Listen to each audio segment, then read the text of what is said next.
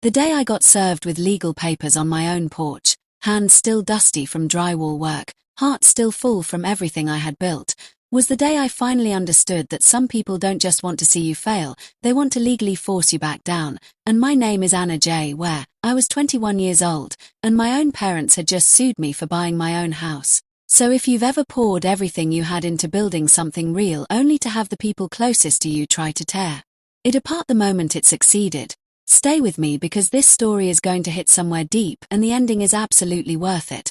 Like and subscribe and drop a comment if your family ever made you feel like your success was somehow their loss, because you are not alone. And to understand what happened on that porch, you have to understand what my entire childhood felt like, because I grew up in a middle-class household with two parents who loved my older sister Claire the way people love a rare and fragile thing, with investment, with protection, with resources, and who loved me the way people love a sturdy old tool, useful, reliable, expected to work without maintenance. Claire was 2 years older than me, and from the time I was old enough to notice, she was treated like the family's greatest project. Not because she was cruel, but because she was a dreamer with a restless magnetic energy, always chasing the next big thing, always convinced she was on the verge of something extraordinary, and our parents believed her completely, unconditionally, expensively. I was different, quieter, more practical. I adapted to situations instead of raging against them, which my parents somehow interpreted not as intelligence but as independence, as if I had been born needing less, feeling less, requiring less, and so that is what they gave me, less. And I was 14 when I first understood in my bones exactly how differently we were being raised, because I needed $20 for a school robotics club fee, and I found my dad reading the newspaper and asked quietly the way you ask when you already half know the answer, and he didn't even look up and said, "Money doesn't grow on trees, Anna, if you want it, earn it." And that same week, without any negotiation, without any question, my parents handed Claire $500 for a summer entrepreneurship camp she attended for exactly 3 days before losing interest, and came home with a tote bag, a blank notebook, and a speech about being destined to build something big, and nobody called that irresponsible, they called it youthful energy. By the end of that summer, while Claire's $500 had been quietly absorbed into takeout and clothes, I had saved $800 from mowing lawns, and I remember standing in my room counting that money and feeling something I couldn't name at the time. Not pride exactly, but a slow, sad certainty that this is how it's going to be, so you better get used to providing for yourself. And I did. When I turned 16, my parents gave me a used rusty bike from Craigslist, and I thanked them like it was the greatest thing I'd ever received, because by then gratitude had become a survival skill. 2 months later, Claire turned 16, and my parents bought her a brand new expensive car they could barely afford because they said she needed it for future opportunities. She wrecked it before graduation, and they bought her another one. I kept riding my bike until I was 18 and bought my own used Civic with money saved from tutoring and fixing computers, and that rhythm. Claire needs, I manage. Claire dreams, I work. Claire fails, I'm expected not to notice. That was the heartbeat of our household for years. College made everything more obvious because Claire got into a private business program, and my parents stretched everything to make it happen, and threw her a catered celebration dinner with decorations and speeches about her bright future, while I stood in the corner holding a paper plate smiling, because what else do you do? And a year later, I earned a full academic scholarship to a state university, tuition covered, housing covered, books mostly covered, and I told my parents over dinner, and my dad nodded once and said that's good, and my mom texted me the next day, one line, "Congrats, sweetie," and that was it. No dinner, no party, no speeches, just the quiet assumption that of course Anna figured it out, of course she didn't need anything. And I worked 3 jobs throughout college. IT support on campus, private tutoring 3 nights a week, freelance web design on weekends. Slept badly, ate badly, counted every dollar, graduated with strong grades, real savings, and 0 debt, while Claire graduated with loans, excuses, and the same unshakable confidence that had survived every failure intact. And while I was grinding and quietly launching my first small business selling tech accessories, online, studying suppliers, learning logistics, reinvesting every spare dollar, Claire was busy with what my parents called entrepreneurship. Her first venture was a boutique food concept, and my parents gave her $45,000 to launch it properly, and she spent it on branding and equipment and a flashy setup that photographed beautifully but had no operational structure, and she never researched permits and picked a bad location, and 3 months after opening it collapsed, and my mom said the system is rigged, and my dad said the city makes it impossible for small businesses, and nobody asked why other businesses on the same street were still open. The next idea came faster. Cryptocurrency. this time $30,000.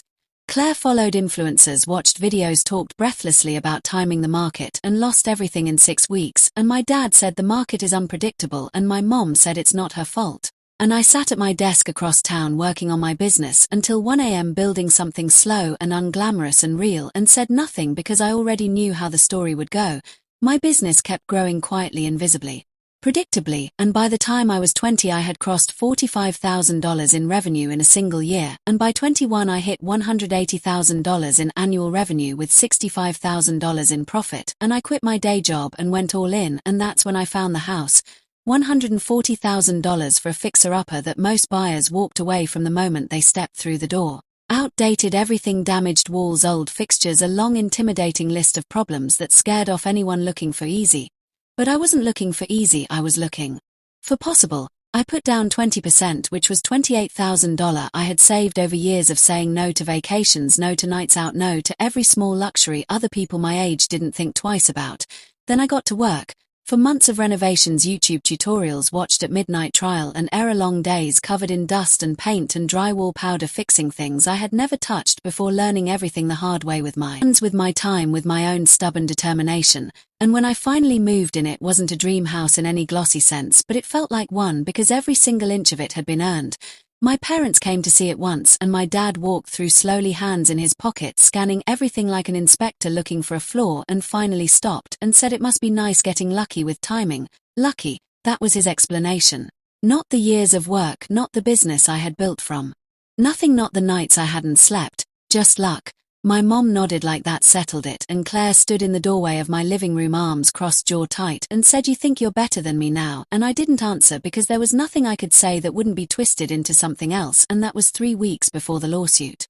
I was on my porch with dusty hands and a bag of hardware supplies when I heard footsteps behind me and turned to find a man in a suit with a neutral, almost bored expression who handed me an envelope and said, "You've been served," and walked away like he hadn't just dropped a grenade in the middle of my afternoon. I stood there and opened it slowly and read it again and a third time because my brain genuinely refused to process what my eyes were reporting.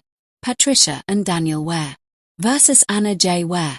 My parents suing me, the accusations blurring and then sharpening into something surreal: unjust enrichment, fraud, breach of familial duty, interference with economic opportunity. Translated, they were claiming I had sabotaged my sister, that I had taken opportunities belonging to her, that the house I bought with my own money, my own savings, my own 4 months of renovation work should be transferred to Claire as restitution. They were suing me for $250,000. They were suing me for being successful. My phone rang almost immediately, and it was my mom, and I answered and said, "What is this?" And she said, "Don't you dare speak to me like that," sharp and defensive, like I was the one who had just served legal papers. And I said, "You're suing me." And she said, "You left us no choice." And I said, "No choice," and the words felt almost nonsensical. And she said, "You've been selfish, Anna, cruel to your sister." And I let out a small disbelieving sound, not quite a laugh, not quite a sigh, and said, "Selfish? I worked 3 jobs through college while you paid for her private school."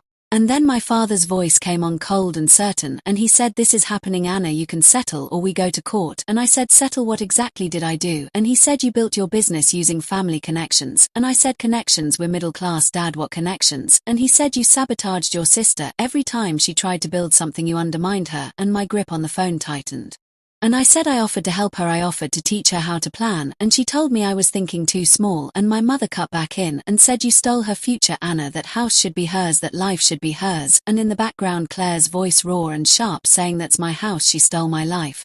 She was 25, living at home, and somehow my life was hers. I said I didn't steal anything, I built it, and the call ended in silence, and then a click, and I sat on my porch steps for a long time after that, the sun lower, the paper still in my hand, and somewhere inside me something shifted, not into anger, not yet, but into something harder, something that had been soft for too long: clarity. I called Marcus that evening and said, "My parents are suing me for $250,000, and after a long pause he said, "What?" And I told him everything, and then I opened my laptop and searched for lawyers and stopped scrolling the moment I found Blackwell and Associates, whose review said they don't just win, they make the other side regret ever filing. I called and left a voicemail saying, "My parents are suing me for being more successful than my sister. I want to fight this, and I want them to regret it." And the next morning at exactly 8 a.m. my phone rang, and a calm professional voice said, "Anna J. Where, this is David Blackwell, tell me everything." So I did, everything. The years, the money, the favoritism, the $45,000 for Claire's failed business, the $30,000 for the failed crypto, the used bike, and the brand new car, the scholarship text that got one line while Claire's college acceptance got a catered dinner.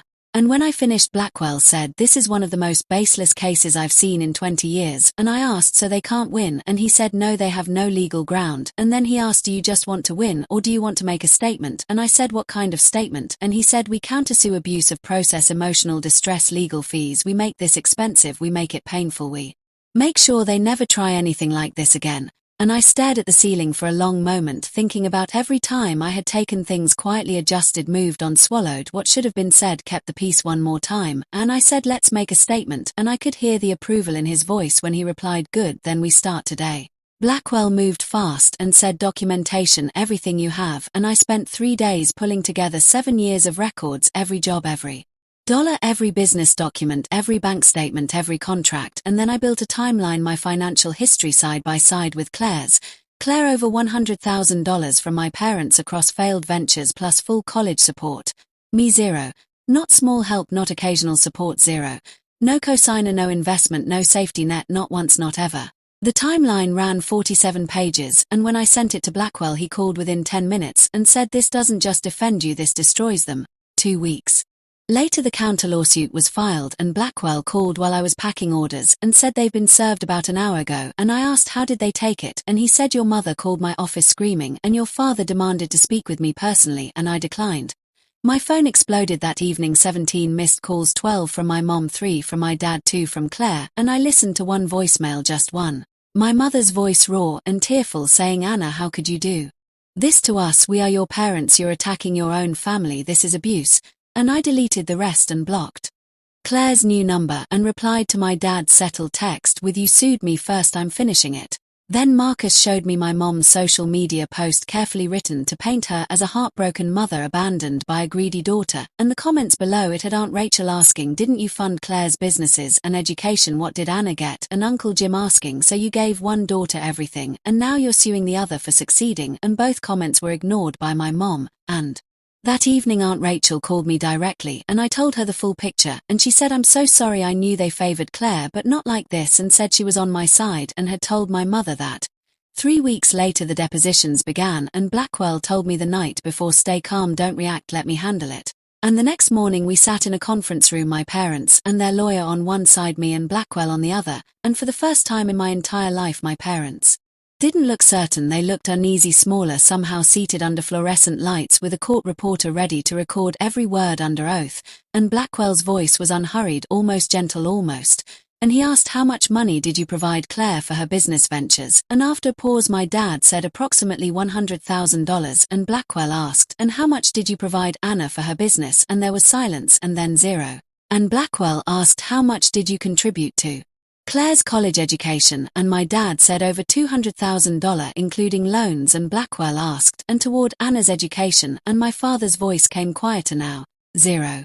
And Blackwell asked, "Did Anna ever ask you for financial support?" And my mom said she was independent, and Blackwell said, "That's not what I asked, did she ever ask?" And after a long pause my mom said she asked once for a small amount, and Blackwell asked, "And what did you say?" And the silence that followed was the loudest thing I had ever heard in my life. That room, that quiet, climate-controlled conference room, became the place where every unspoken thing from my entire childhood finally took up space, and the narrative my parents had constructed, that I had stolen from Claire, that I had benefited unfairly, that my success had been built on something taken, was collapsing question by question, document by document, under the simple, relentless weight of the truth. The case was dropped 6 weeks later. No settlement, no negotiation, no quiet agreement. Dismissed entirely, with my parents ordered to cover a substantial portion of my legal fees. And Blackwell called and said, "It's done." They withdrew everything, and I was standing in my kitchen, morning light coming through the window. I had installed myself, the house quiet around me, and I felt not triumph exactly, but something quieter and more permanent, relief. The kind that only comes after you've held something heavy for so long you'd forgotten what your arms felt like, empty. And Claire went quiet, no more posts, no more calls, and my parents went quiet too, no outreach, no apology, no acknowledgement of any kind, and I found standing in the house I had renovated with my own hands, in the life I had built without a single dollar of their help, that I was okay with the silence, more than okay, because here's what I know now, standing on the other side of all of it. Some people in your life are not going to celebrate your success, they are going to endure it, tolerate it quietly. Resent it, and when it grows large enough to make them uncomfortable, some of them will try to take it apart, not because they deserve what you've built, not because you owe them anything, but because your success makes the story they've been telling themselves about you impossible to believe anymore. The most dangerous thing I ever did wasn't taking a financial risk or renovating a house alone or building a business from nothing. The most dangerous thing I ever did was refuse to shrink. Build your thing, document everything, know your worth with a kind of cold, documented precision that no one can argue with in a conference room under oath, and when someone comes for what you've built, don't apologize, don't fold, don't quietly adjust one more time.